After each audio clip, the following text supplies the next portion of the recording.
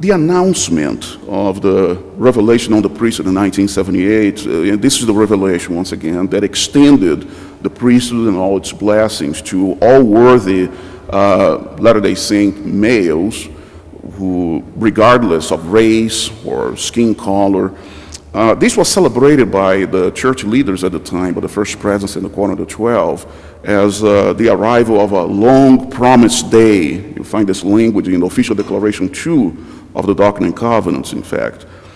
As I reflect on the upcoming 30th anniversary of that revelation, I feel deep gratitude to the Lord for sending me to the earth at a time in which I would be allowed to enjoy all the blessings of the priesthood and working his vineyard. And the blessings and privilege that my family and I have enjoyed in the church in these last 3 decades have far exceeded any dreams we could have had prior to June of 1978. And the scriptures reveal that 1,000 of our years are like one day to the Lord. And so, in my mind, I don't think he cares that much about our celebrations, our decades and centuries and so on, because as the scripture says in the Doctrine and Covenants, all these are 1 year with God, but not with men. But for us, these things are important, and the reason for that is because they provide us with checkpoints, if you will, in time, checkpoints in time, for us to reflect and express gratitude to the Lord for the blessings he has bestowed upon us. And so, this is a time then for reflection. This 30th anniversary is one of those checkpoints, a time for reflection and expression of gratitude. Now, over the years, I have been asked many times to speak publicly about my thoughts on being a black member of the church. Now, the first time I spoke publicly, in fact, about this was 14 years ago, just a couple of miles from here at the BYU campus. Since then, I've spoken coast to coast, from Boston to San Francisco, about this. And it's very interesting that my research has nothing to do with this. I study the temple ordinances, temple symbolism, the evolution of the endowment, endowment ancient religion, especially in Asia, because I work at BYU Hawaii, and the target area is Asian Pacific, and so I see sort of endowment elements in ancient temples in Japan and China and so on.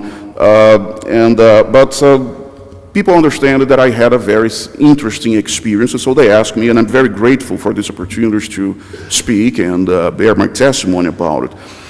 But one thing that I've noticed over the years is that there seems to be interest on this subject only here in the United States.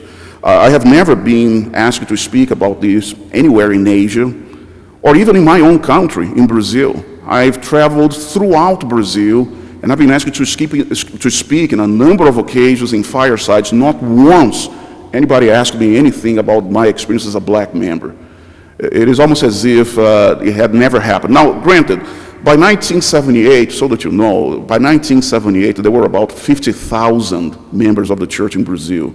Today we're around 1 million, 30 years later, 1 million. So, 950,000 members of the church in Brazil never even knew that there had been such a thing as a priesthood ban. But there was one exception. It was very interesting. I was in Kuala Lumpur, Malaysia, a year and a half ago, and attending a professional conference, and I was one of the speakers in a plenary session. And during one of the breaks in that conference, 3 Muslim women, now Malaysia is a predominantly Muslim country, my audience was much bigger than what we have here, and it was 90% Muslim. And 3 Muslim women approached me in the foyer, and they were very bold in their questioning, because they asked, now, let me see if I understand this, Dr. Martins. You are Brazilian and you are black. How come you are Mormon? So I've always been grateful for this opportunity to speak about my faith and about my experiences as a member of the church. But I need to stress, and I always do, that I am not some kind of activist in race relations. I am not an activist. I just, favor my hosts with their answering their request. And as far as myself, I see myself as just an ordinary member of the church who, for the past almost 36 years, has lived some truly extraordinary experiences. Now, I reflect on the consequences of the revelation on the priesthood of 78, wearing two hats, so to speak. On one hand, I'm a social scientist, I'm a sociologist, but on the other hand, I'm also a member of the church, a person of faith. And so I use both scholarship and faith to look at this and reflect at this event.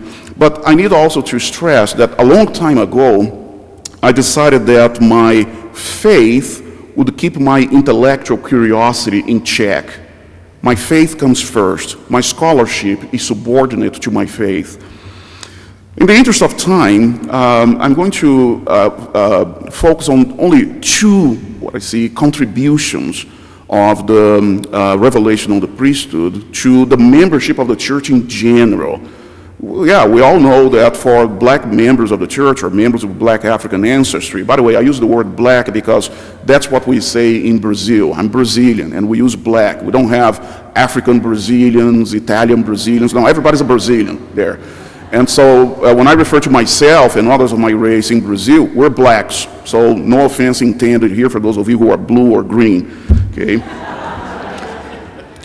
But so besides the obvious benefits to black members of the church being able to hold the priesthood, attend the temple, serve missions, receive their temple ordinances and serve missions, there are benefits, there are consequences and benefits to the entire membership of the church. And so, in the interest of time, I'm going to focus on two.